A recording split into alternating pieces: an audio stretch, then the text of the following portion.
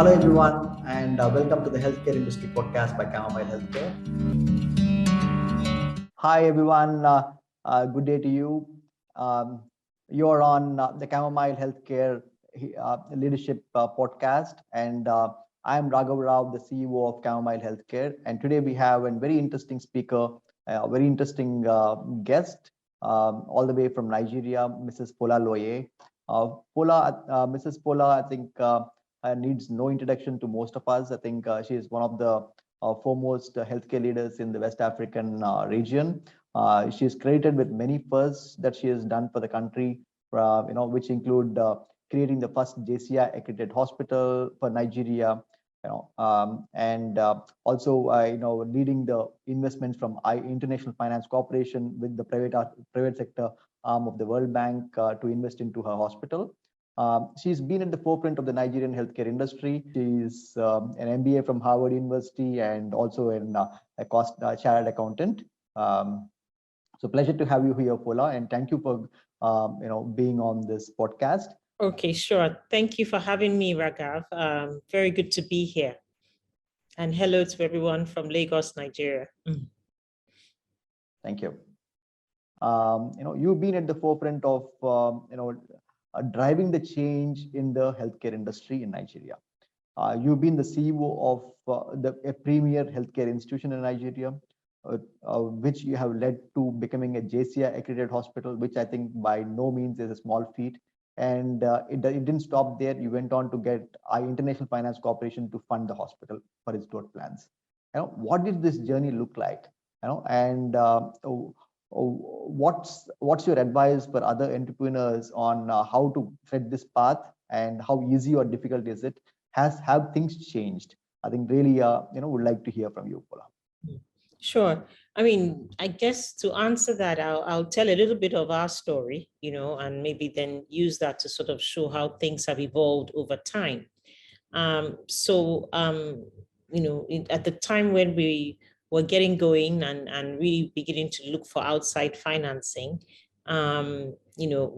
luckily, and maybe not just luck, but also, I guess, through deliberate activity, the format of the hospital was actually that of a corporate hospital. So this was a hospital that was started as a family business by my family, my parents, who were both physicians, surgeon and physician couple, but they had the foresight of thinking ahead and creating a corporate entity and, bringing in external investors from day one, even though they were local investors, both friends and family, as well as some corporates. So there were a few insurance companies, some local investors were already in the business. And what that meant is that it meant that first and foremost, it was run as a business from day one. And particularly it was run with a certain level of governance. There was a board of directors, there were, audited financial statements every year, there were accountants, not just the doctors, in the system. And all of this I say because at that time, this was extremely important to be able to talk to a financier, whether a local bank or to even talk to anybody like an international DFI. That was the first question. What's the level of governance in the business? What's the level of organization? What's the level of, of what's the setup like? And I think that still is the key question even today. For most investors, they want to know, is the business what we might call, or the hospital what we might call, investment ready? So I think investment readiness, was very important. But I think maybe in addition to this, what I can say is at that time, the landscape was quite different from now. It was very difficult to raise capital. Right. I mean, loans and bank debt, for instance, at that time were interest rates of 33%. And tenors of 2 years, 2.5 if you were lucky. So you were literally paying the bank with every penny that you earned from your patients, or our patients, we were using to sort of first and foremost pay off bank loans and then pay salaries and suppliers and so on. So it was a very costly way of trying to grow. Equity was also tough, even though, as I mentioned, yes, there was shall I say, friends and family equity, what you might call pre-seed these days. But there was no real venture capital. It was either you really went to friends and family or a few corporates. Whereas now the landscape has really changed. And I have to say that I have to really give IFC themselves kudos, because they were the earliest of the development finance institutions to come into Africa and really want to do something about, investing in healthcare. We were one of their first investments. This was in the late 90s. It was a small amount, but it was still a very symbolic amount, because it was the beginning, really, for them and for other DFIs who then have clubbed together since then to come in. And the DFIs coming in, they played that role of really being the first one to lay the land and build a landscape, which has allowed private equity and venture capital to come into healthcare in Africa since then. So it's been a great journey. Wonderful. I think that's certainly a very interesting journey. Moving on, I think we would also like to understand from you on how did you bring in the quality culture into the Nigerian healthcare market? You have been able to obtain joint commission international accreditation for your hospital, and I think you're the first hospital in the country to have got it. I think that must have been an amazing journey, to go the quality way. And given the challenges that the country was facing in terms of making the ends meet, making sure that the human resources are there to the systems and others, I think can you tell us on how was the journey, and what's your advice to other entrepreneurs who want to go the JCI way? Sure. I think, first of all, to put it again in context, that quality and bringing an accreditation, shall I say, badge, to our markets and to our hospitals was really important, and is still important, really, because there is a trust deficit, between the population, particularly those who can afford private care, and the providers. And that's really just been built over the decades of the fact that care has not been as very strongly regulated. And therefore, there's been, to a large extent, care that has not met, minimum standards.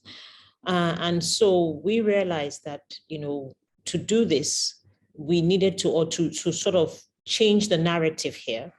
We needed to really hold ourselves up to a higher standard. And that was really what, going and obtaining JCI was all about, was how do we hold ourselves up to a higher standard than perhaps even the market was holding providers like us at that time. And more importantly, in that vein of holding ourselves to a higher standard, as you mentioned, Raghav, was building a culture of quality for our staff, so that way everyone who worked with us and everybody who was on the train with us realized the need to really, again, jointly, have that culture that was at a higher level. And we therefore, for us, JCI therefore became a bit of an oasis, of sanity, because again, we were the only ones, so we still are, although thankfully, there have been other accreditation bodies that are now being used in the market, including a local one called the Society for Quality in Healthcare, as well as government. Government also has started to pick up the baton in terms of strengthening their own surveillance as well. So again, we hope that, starting with that JCI intervention has, created quite a bit of improvement. Wonderful. How do you compare yourself in terms of quality of care, accessibility, and accessibility and availability of super specialty services? Because though, if I'm right, I think those were some of the challenges that the country was facing in terms of what services are available locally, and how much of the population is able to access them. So how does it look like now, and what is it the country is doing to improve the situation? Yeah, I mean, certainly, I think over the last 20 years or so, I mean, we've seen significant population growth. We are now just over 200 million people. And within that context of the growth of the population, we've also seen very much what you call the double burden of disease, both communicable diseases, which was probably what we were grappling with mostly 20, 25 years ago. We were dealing with malaria, tuberculosis, and what had then been introduced had been HIV/AIDS. And that was where a lot of work was being done. Now we're dealing with the more lifestyle diseases, the non-communicable diseases. Most notable is cancer. The incidence of cancer is very much on the rise here, in addition to, heart disease, and the other, like I said, more lifestyle and, of the endocrine, of diabetes and so on. So now we have a system that needs to cope, with a bigger population and, of course, with more complex diseases, which are calling for more complex care.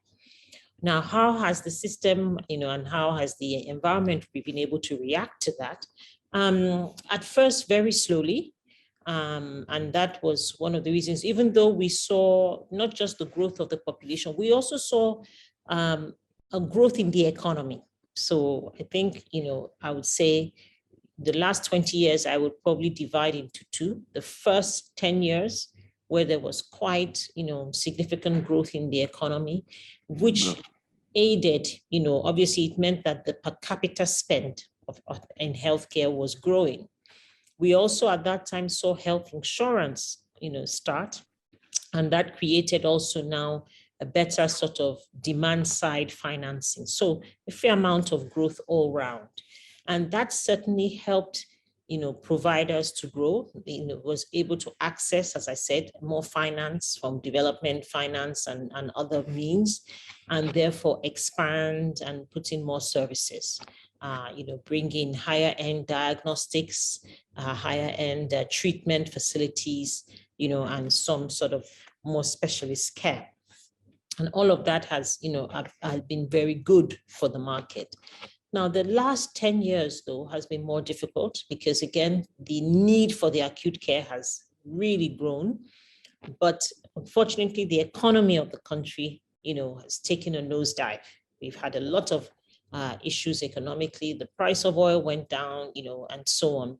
And that therefore meant that there was a mismatch, again, between what people could really spend versus the need. And to some extent, though, we know that we always have that top 1 to 5% of the population who have the means and, basically voted with their feet. So we saw medical tourism grow very significantly amongst that sort of cadre of our population.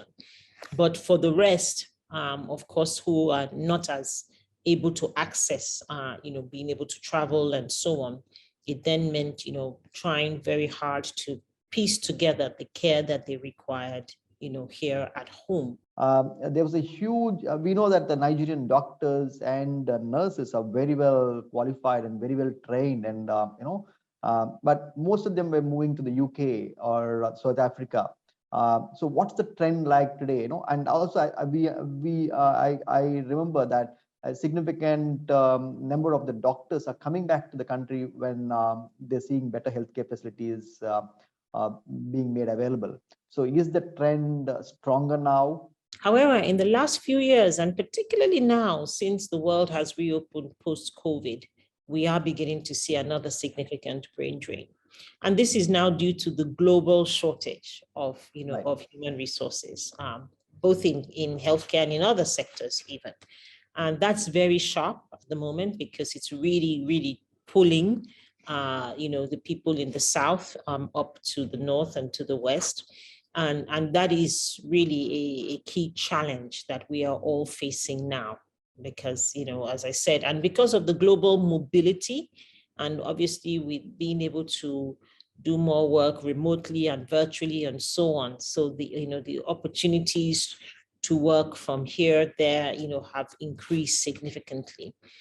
And so this is the one thing that whilst we may have solved to some extent our infrastructure or shall I say our capital and investment challenge, we still face, very much the human resource challenge. And it's an area that we are all focused on extremely at the moment. I know we all need to recognize that healthcare is going to be local, and Mm. therefore, I think if the institutions, strong institutions, are built, I think uh, talent will probably follow. I think yes, Very I true. think so. We'll need, and that's exactly what's happened in India, Mhm. because of the size of the market and the facilities that India has created. I think there's very little scope for someone to look beyond the country, Mm. even in terms of yearning. Mm. And I think that's what probably I think Nigeria also will see very soon. Yes, I mean that's the hope. I mean, of course, as you rightly said, the fact that earnings can be made in countries extremely important. At the moment, because of the economic situation in Nigeria, the earnings don't quite meet up with the quality of life required. And that's a key challenge. So there's a key macro challenge as well, which we do hope, tends to be cyclical, and we're hoping that we will ride out that cycle, and that will make things more attractive for sure. Right. And in terms of the cost of care, that's one of the big hurdles in countries like Nigeria. Um, so how does it compare with, let's say, in UK or India or the Middle East? You know, so Yeah, yeah. I would say the cost of care is probably closer to India than it is to the UK or the Middle East. But largely maybe because we had an advantage, or we used to have an advantage on the human resources cost side, but now we are competing for talent even with the UK, so we're having to sort of write that. So that will bring costs up for sure. The other thing too that brings our costs up is the fact that we haven't gotten the manufacturing capability that India and other parts of Southeast Asia have. So we're not manufacturing enough of our own drugs and consumables and, and even equipment. There's been a lot of focus on trying to, again, build up the manufacturing capacity, particularly for drugs and consumables in country.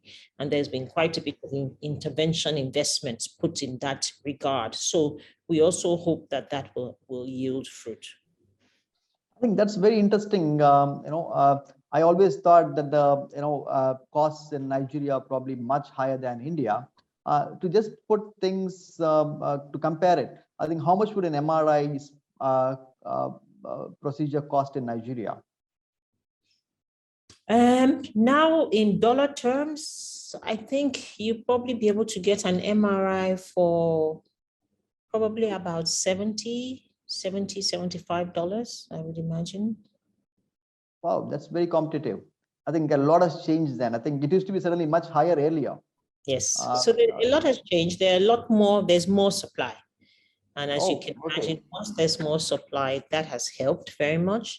And there's more demand. And that's the one thing that it's always, which is it, chicken or the egg? Do you create Right, more demand right. before you create more supply? But the two feed off each other. So the more you create supply, the more that creates demand as well, because people know that they can get the services and close to them, their homes and so on. And that certainly helps. So yes, because there's been more supply, that has certainly helped with bringing prices down to a more affordable level.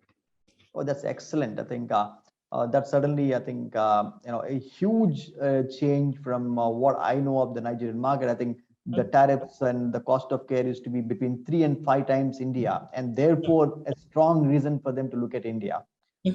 for care. And of course, they were also going to UK. But what's the situation now? Nigerians are still the bulk of medical value travelers to India. Mhm. And we also, I think a lot of Indian hospitals have set up shop in Nigeria to attract this segment. Whoever is having to travel out of Nigeria for care. Yeah. And then the COVID has stuck, and there was absolutely no travel. So what happened when there was no travel? So what happened to the patients who required advanced care? And what's going to happen now, now that the restrictions are getting lifted and the travel is again resuming, would patients get back to the pre-COVID behavior of moving out of the country, or have the facilities really upped their infrastructure and systems to actually take care of them locally? I think it's a bit of both. I'm certainly, perhaps it's good that just pre-COVID, there were certain investments that were made. And in a way, it's been good because the system here, yes, I wouldn't say that there's enough supply yet, and therefore there are backlogs, surgeries and so on waiting to be done. But just the fact that there is certainly more services available, now, is certainly helping. But as I said, it's a mixed bag because as the world reopens, yes, people will start traveling again. People already have started traveling again. And some people travel anyway to say, I don't think that the door will totally close, But having said that, there is much more available in country. And therefore, I think that will also be a benefit that the local community will see. Wonderful. I think there was a huge drop in a lot of cardiac cases, oncology cases. So everyone is wondering, what happened to those patients? Why did the disease suddenly disappear? But I think the reasons were something else than, the disease disappearing, actually. Yeah. What is it looking like now in terms of cost per bed for a multi-specialty tertiary care hospital? Oh, wow. You've got me there. Okay. Not sure that I can easily give you that number off the top of my head. I must confess, there are two things that we need to think about. One is, obviously where there are opportunities for brownfield, because then that helps us to sort of de-risk and also in a way, reduce the cost per bed. So that's one thing that I think a lot of investors are working with. And the other also is that we also realize that we've got to work with, the market is working with the globally competitive benchmarks for emerging markets. Right. So we looked very much to the rates in India, for instance, to some extent in South Africa, which may even be a bit higher. And that's where we tend to target when we're thinking about investments in healthcare. Right. But is there a lot of interest in setting up hospitals post the COVID pandemic? Very much so. Right. There's a lot of interest. There's been 2 major hospitals already opened in Lagos. I think it's all of the above. So existing hospitals are expanding. Some of them have placed themselves on the market for acquisition. So that has allowed new investors to come in and play in the sector. Private equity money is still around, and there's now much cheaper, fixed income, cheaper debt as well. So really and truly, it's much more of a mixed bag, much broader. I'd probably say maybe the key difference was before, a lot of the promoters of the projects were doctors or medical personnel themselves. Nowadays, that's not the case. There are business people now at the table, people who've worked in other sectors and who realize that, they can also come into the healthcare sector as they did elsewhere and promote projects. So that perhaps is the bigger, evolution that we're seeing now. Moving on now, I think I would like to ask you on what keeps you going. So you come from a background of an MBA from Harvard and a chartered accountancy, but I think you took on your passion to be in healthcare. So, and you remain to be in healthcare over the last 2 decades. So what kept you glued to the healthcare sector, and what's a piece of advice that you would like to give for other entrepreneurs out there? Sure, that's a good question. Well, I guess it's been some level of, doggedness or resilience, just keeping the faith, being, really believing that, my work and the work of, folks like myself has and is and will continue to create impact in a sector that is so badly needed in the country. I think that's what got me going in the first place, and that's still what keeps me going now. There's so much really that keeps me on my toes, keeps me thinking, and keeps me feeling the need to keep refreshing and keep going. And I think particularly, yes, the fact that capital has continued to be an issue, and therefore being able to continue to raise capital and different forms of it and bring it, as a key enabler to the sector has also been something that has kept me, particularly focused on this. That's wonderful. And also, I think you're taking forward your father's legacy of, he was one of the pioneers of the Nigerian healthcare industry and the chancellor of the largest university in the country. Yeah, I think this has been a great discussion and a lot of takeaways, Fola. Thank you so much for being with us and giving this very, very insightful information about the Nigerian healthcare market and the patient behavior and what's in store for the country in its healthcare evolution. Um, Thank you so much. Thanks, Raghav, and thank you so much also for the work you've done over the years and are still doing. So look forward to hearing more from you. Thanks.